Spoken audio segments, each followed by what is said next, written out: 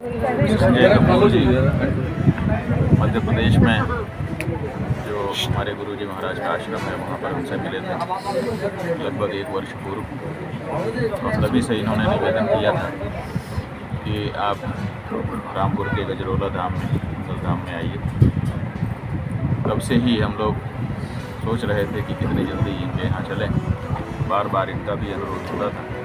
भगवान ने आज संयोग दिया है कि आज हमारा यहाँ पर आना हुआ है और अब हम मंगल धाम का दर्शन करेंगे। मंगल धाम पहुँचे हैं, काफ़ी श्रद्धालु भी पहुँचे हैं और काफ़ी आस्था है आप लोगों में। सब लोग क्या कहना चाहेंगे, क्या आशीर्वाद है आपका? जो लोग देवाराधन करते हैं, हमारे शास्त्र कहते हैं कि देवता उनकी मन की जो अभिलाषाएँ हैं उनको पूरा करते हैं। तो ये हमारी परंपरा रही है सनातन धर्मियों की, हिंदुओं में, कि जब हमको कुछ चाहिए होता है तो हम संसार से नहीं मांगते, हम अपने देवता से उसकी आराधना करके उससे मांगते हैं और वो आज तक तो हमारी हर मनोकामना को पूरा करते चले आए हैं, तो और आगे भी करेंगे। सरकार की कार्यप्रणाली को लेकर क्या कहना चाहेंगे? सरकार अपने अपने ढंग से काम करती है। अलग अलग पार्टियों की सरकार अलग अलग समय में आती है, अलग अलग पार्टियों के अलग अलग नेता होते हैं, उनका अपना स्वभाव की अपनी प्रकृति होती है, सबका प्रभाव उनके कार्यों पर पड़ता है। महाराज जी जो जनता है वो तो एक तरह से मजबूर है। जो सरकार आती है जनता के बारे में कहाँ ज़्यादा सोचती है, लोगों को कहाँ, आम लोगों को कहाँ न्याय मिलता है। देश जो है विशिष्ट जनों का देश बन चुका है। आप अगर विशेष होंगे तो आपको यहाँ सब सुविधा मिल जाएगी, और अगर आप यहाँ पर विशेष नहीं हुए तो आप लड़ते रहिए, झगड़ते रहिए, कुछ भी होने वाला नहीं। चिल्लाते रहिए, चिल्ला के मर जाइए, कहाँ कोई सुनवाई। उत्तर प्रदेश की कानून व्यवस्था पर क्या कहना चाहेंगे? अब ये तो जनता बता सकती है, हम इसमें क्या कहना चाहेंगे। हम एक जगह पे तो रहते नहीं हैं, हम तो घूमते रहते हैं, इसलिए कानून व्यवस्था के बारे में हम सीधे कहते हैं। महाराज जी 4,000 से अधिक आपने गौधाम बनाने की योजना बनाई है, जो सरकार के द्वारा गौशाला बनाई गई है, क्या उससे आप संतुष्ट नहीं हैं? अगर हम संतुष्ट होते तो हमको अलग से गौधाम निर्माण करके उसका संचालन करने की आवश्यकता क्यों पड़ती? जब जो प्रयास हो रहे हैं वो पूरी तरह से असफल दिखाई दी और गौ रक्षा का जो हमारा संकल्प है, गौ रक्षा के बारे में जो हम हिंदुओं की भावना है उसकी पूर्ति नहीं होती दिख रही, तभी तो बाकी काम छोड़ करके इस कार्य के लिए आगे आना पड़ रहा है। हमारी ये जो कार्य के लिए बढ़ने की प्रवृत्ति है, इसी से पता चल रहा है कि नहीं हो रहा है इस क्षेत्र में काम। सरकारी जो अनुदान प्राप्त गौशालाएँ हैं, जब इनके बारे में हम लोगों के बीच में कहा गया था तो बड़ा अच्छा लगा था कि सरकार अब इस मामले में सचेत सतर्क हो गई है। अब गौ माता इधर उधर ना तो घूमेंगी और ना तो कसाई के हाथ में जाएंगे। लेकिन क्या परिस्थिति है वो सबके सामने है। आज सबसे ज़्यादा तकलीफ़ में तो लोग बताते हैं कि जो सरकारी गौशालाएं हैं उसी में गायें सबसे ज़्यादा तकलीफ़ में दिखाई देती हैं। तो ये परिस्थिति है, भ्रष्टाचार की भेंट चढ़ गई है। अच्छी योजना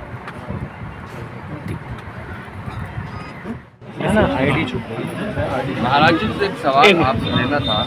1,57,000 आईडी सही लगी ना? भारत में निर्यात हुआ, पूरे विश्व में दूसरे नंबर पर आया है भारत। क्या इसमें पशु और दूध पर संकट पैदा नहीं हुआ? क्या एक मिनट, आप दो में पकड़ लो, आप दो पकड़ लो, एक मिनट बोल। जो भारत देश में रहने वाले मूल भारतीय हैं, उनकी आज सबसे बड़ी जो चिंता है वो यही है कि उनकी संस्कृति का जो केंद्र रही गाय, आज उसके प्रति भारत की सरकार बहुत बड़ी उपेक्षा का भाव दिखा रही है। इतना ही नहीं, गौ मांस का निर्यात,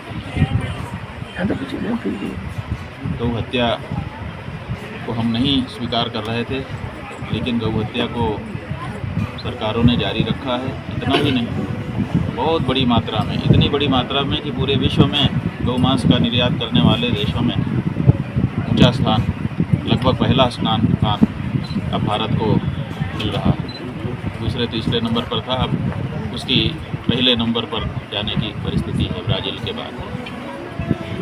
ये क्या है, देश में जो बच्चे हैं हमारे, जिनको आप कहते हैं कि इनका पोषण बहुत आवश्यक है और यही हमारे भारत देश के भविष्य है, उनके लिए आपने सर्व शिक्षा अभियान चलाया है, मिड डे मील दे रहे हैं, लेकिन पोषक जो दूध है, जो परंपरा से भारत के बच्चों का पोषण करता रहा, आज उसके बारे में भारत की कोई भी सरकार, चाहे प्रदेशों की सरकार हो चाहे केंद्र की सरकार हो, कुछ नहीं कहना चाह रही। बच्चों को पोषक दूध, क्या ये निश्चित नहीं हो जाना चाहिए कि जब हमारी देशी जो गाय है उसका दूध हर तरह का पोषण बच्चों को प्रदान करता है, तो 1 गिलास 2 गिलास दूध बच्चे के लिए आरक्षित क्यों नहीं हो जाना चाहिए।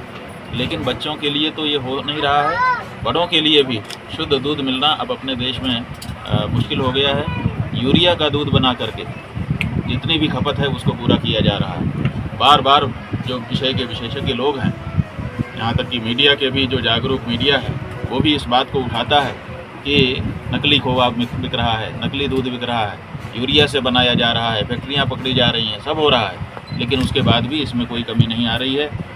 देश की जनता के स्वास्थ्य से बहुत बड़ा खिलवाड़ हो रहा है, जबकि हमारे देश में परंपरा से हर घर में गाय रहती थी और उसका दूध ताज़ा ताज़ा घर का बूढ़ा, घर का बच्चा, घर की माँ बहन पीते थे और वो उनके शरीर में जितने तत्वों की आवश्यकता होती थी उनमें से अधिकांश को पूरा कर देते थे और इस तरह से भारत का स्वास्थ्य सदा सुरक्षित रहता था।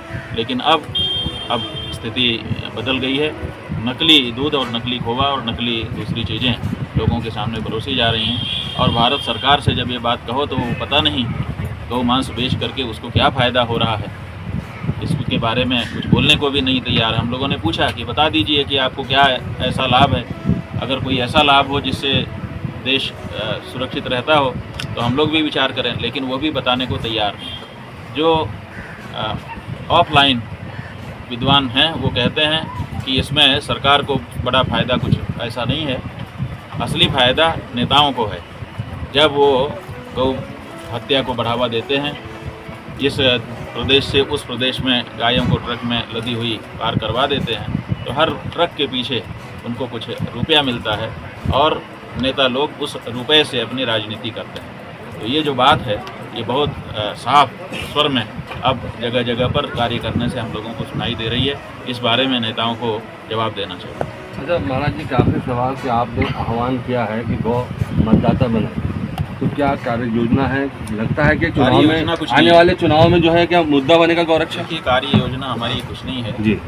हम गौ प्रतिष्ठा आंदोलन चला रहे हैं जी। आज़ादी के पहले से हम गाय को सुरक्षित रखना चाहते थे कि गौ हत्या ना हो। सच बात तो ये है कि अंग्रेज़ों को अगर इस देश से भगाया गया तो केवल इसीलिए क्योंकि उन्होंने गौ हत्या आरम्भ कर दिया था। ये रहेंगे तो गौ हत्या होती रहेगी, इसलिए इनको भगा दिया जाए ताकि गौ रक्षा हो सके। ये मूल भावना इस देश की थी। कहा गया था कि आज़ादी होते ही पहली कलम से गौ हत्या बंदी हम लोग करेंगे, लेकिन नेताओं के वो वादे किताबों में और प्रमाणों में, कागज़ों में रह करके आज बंद हैं। ऐसी परिस्थिति में जब देश की बहुसंख्यक जनता गौ हत्या बंदी की बात करती है, उसको ये सुनते नहीं। आंदोलन करो तो गोली चला देते हैं या कह देते हैं कि मर जाओ, हमें क्या लेना देना है।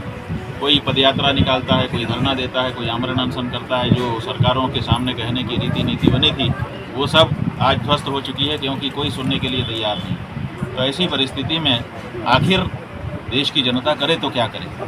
तो हमने ये कहा कि देखो, बाकी मत करो क्योंकि इससे नेताओं को भी फ़र्क नहीं पड़ रहा है, आप वोट पे चोट करो। तो हम लोगों ने नारा किया कि करे जो गौ माता पर चोट, कैसे दें हम उसको वोट। आखिर हमारी भी मजबूरी है कि हमारी माँ पे जो चोट कर रहा है उसको हम अपना वोट कैसे दें।